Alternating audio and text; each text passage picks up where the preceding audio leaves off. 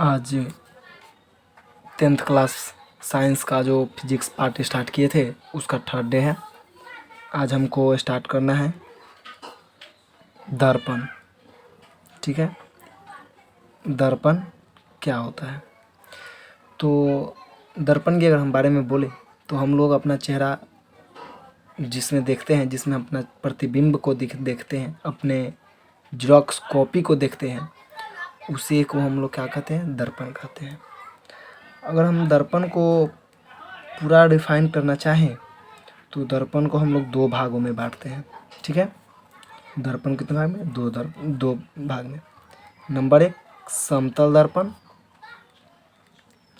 और दूसरा गोलीय दर्पण। ठीक है, गोलीय दर्पण। अब गोलीय दर्पण को फिर हम लोग दो भागों में बांटते हैं, एक उत्तल और दूसरा अवतल। ठीक है, तो यहाँ पर दर्पण में डायरेक्ट हम लोग समतल दर्पण समझेंगे। तो दर्पण का साधारण सा डेफिनेशन हम बोल सकते हैं कि वैसा वस्तु जिसमें किसी वस्तु का प्रतिबिंब या उसका टू कॉपी दिखाई देता है उसे हम लोग दर्पण कहते हैं। ठीक है, तो हम डायरेक्ट स्टार्ट करेंगे समतल दर्पण से। समतल दर्पण। ठीक है, अगर समतल दर्पण का डेफिनेशन हमको लिखना हो तो हम लिख सकते हैं कि वैसा दर्पण जिसका फोकस दूरी अनंत होता है उस दर्पण को हम लोग गोलीय दर्पण समतल दर्पण कहते हैं। बहुत ही आसान होता है, आप लिख सकते हो। ठीक है, तो वैसे पर खैर ये एग्जाम में आपसे पूछा नहीं जाएगा। ठीक है, समतल दर्पण क्या है ये आपसे एग्जाम में पूछा नहीं जाएगा। आपको इसमें केवल यही पूछा जाएगा कि समतल दर्पण की विशेषता, वो भी समतल दर्पण की विशेषता सब्जेक्टिव नहीं पूछेगा आपसे। समतल दर्पण जो आप पढ़ोगे उससे ऑब्जेक्टिव ही पूछे जाएंगे। ठीक है, सब्जेक्टिव का चांस 9 के बराबर आता है इस समतल दर्पण में।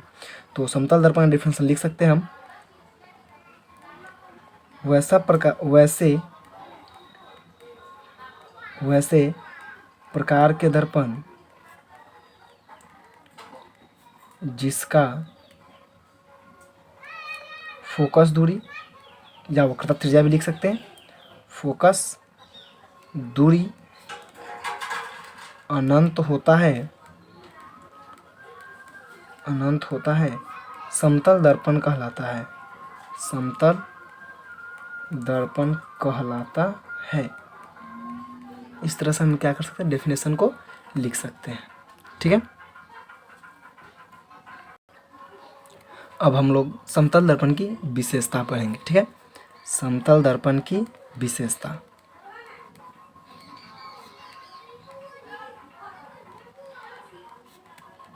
समतल दर्पण की विशेषता।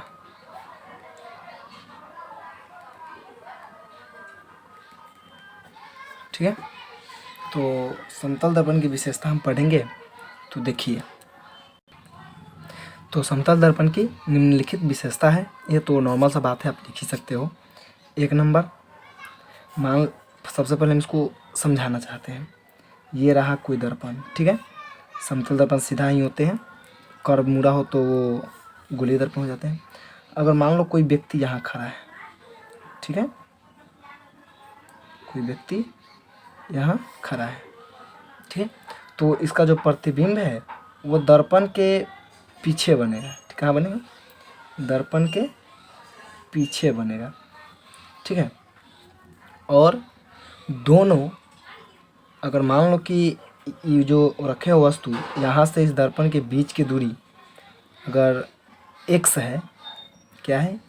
x है, तो यहाँ से इस प्रतिबिंब की दूरी भी क्या होगा? x होगा। मतलब कि वस्तु की स्थिति और प्रतिबिंब की स्थिति बराबर होता है। तब पहला पॉइंट हम लिख सकते हैं कि वस्तु की स्थिति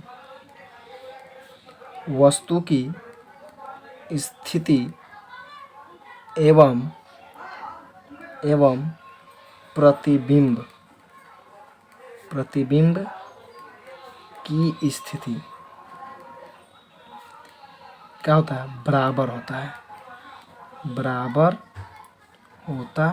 है। ठीक है, अब आगे बात करते हैं। नंबर 2, वस्तु काल्पनिक बन रहा है। अगर वस्तु सीधा बने, कोई वस्तु का प्रतिबिंब अगर सीधा बने तो सीधा बनता है तो वस्तु को हम लोग कहते हैं काल्पनिक वस्तु, काल्पनिक प्रतिबिंब कहते हैं। ठीक है, तो हम लिख सकते हैं 2 नंबर में कि समतल दर्पण में काल्पनिक प्रतिबिंब बनता है। काल्पनिक प्रतिबिंब बनता है। ठीक है, इस तरह से हम लिख सकते हैं। अगर नंबर 3 की बात करें तो आप लोग इमेजिन करो कि जब आप दर्पण के सामने खड़ा होते हो, मान लो कि तुम खड़े हो, तुम्हारे सामने एक दोस्त खड़ा है। अगर तुम दाहिना हाथ उठाते हो तो वो अगर दाहिना हाथ उठाएगा तो जो इधर का तुम उठाए हो राइट साइड, उधर का वो राइट साइड उठाता है नहीं, उसके अनुसार वो आपके लेफ्ट वाला हाथ उठाता है। लेकिन दर्पण में क्या होता है, आप खड़े हो, आप राइट उठाए हो तो लगेगा दर्पण में क्या उठा रहा है, लेफ्ट उठा रहा है। कोई वस्तु आगे खड़ा हो पर कोई व्यक्ति उसके तुलना में, तो ये जो परिवर्तन हो रहा है, दायां का बायां दिखना, बायां का दायां दिखना, इसी को हम लोग बोलते हैं पार्श्व परिवर्तन। ठीक है, तो हम लिख सकते हैं कि समतल दर्पण में पार्श्व, ठीक है, पार्श्व परिवर्तन होता है। पार्श्व परिवर्तन होता है। ठीक है, नंबर 4, वस्तु की ऊंचाई और प्रतिबिंब की ऊंचाई क्या होता है, बराबर होता है। अगर ये वस्तु मान लो इसका जो ऊंचाई है वह y है तो इसका भी ऊंचाई क्या होगा, y ही होगा। ठीक है, तो वस्तु की ऊंचाई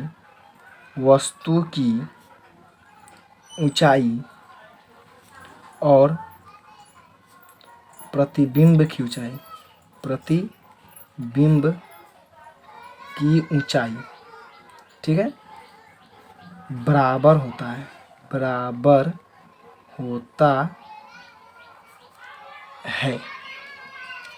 ठीक है, नंबर 5 की अगर हम बात करें तो ये जो वस्तु है इसमें जो प्रतिबिंब बन रहा है उसको आप गौर से देखो। ठीक है, उसमें क्या दिख रहा है आपको, सोचो, नहीं सोच सकते हो। ठीक है, हम बता ही देते, काफ़ी कम समय में ज़्यादा खींच लेते हैं। देखिए, तो आपको इसमें दिख रहा होगा कि एक तो हम इसका डेफिनेशन समझाए थे। क्या समझाए थे कि समतल दर्पण में फोकस दूरी क्या होता है, अनंत होता है। तो ये भी तो लिख ही सकते हो ना, तो लिख दो कि समतल दर्पण का फोकस दूरी, क्या लिखोगे, फोकस दूरी क्या होता है, अनंत होता है। ठीक है, अनंत होता है। बस इतना ही हो गया, काफ़ी। अगर मान लो कोई वस्तु, एक और एग्जाम्पल समझ लो, मतलब कि समझने वाली बात है। अगर मान लो कोई वस्तु 10 फीट की है तो 10 फीट के वस्तु का 10 फीट बन जाए प्रतिबिंब, इसके लिए समतल दर्पण कितना फीट का चाहिए, तो आप इसका आधा कर दो, कितना हो जाएगा, 5 फीट। अगर 5 फीट का दर्पण है तो 10 फीट का वस्तु का प्रतिबिंब क्या करेगा, आसानी से बना लेगा। ठीक है, नहीं तो नहीं बनेगा। आगे बढ़ते हैं, अब है गोलीय दर्पण। चलिए देखिए, गोलीय दर्पण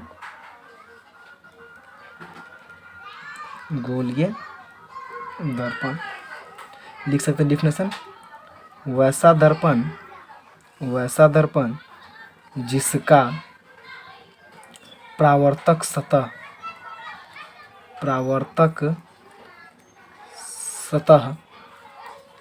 किसी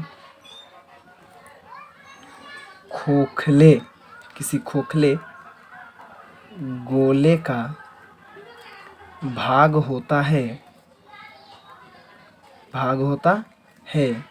ऐसे दर्पण को गोलीय दर्पण कहते हैं।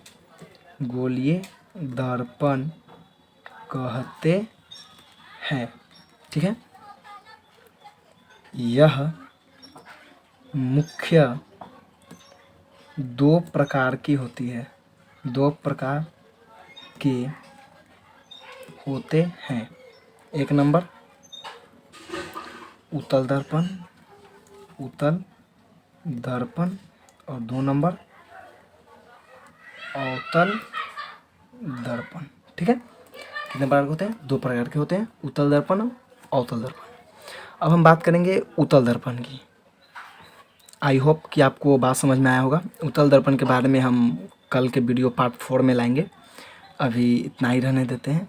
जय हिंद, जय भारत। अगर वीडियो अच्छा लगे तो लाइक शेयर कमेंट प्लीज़।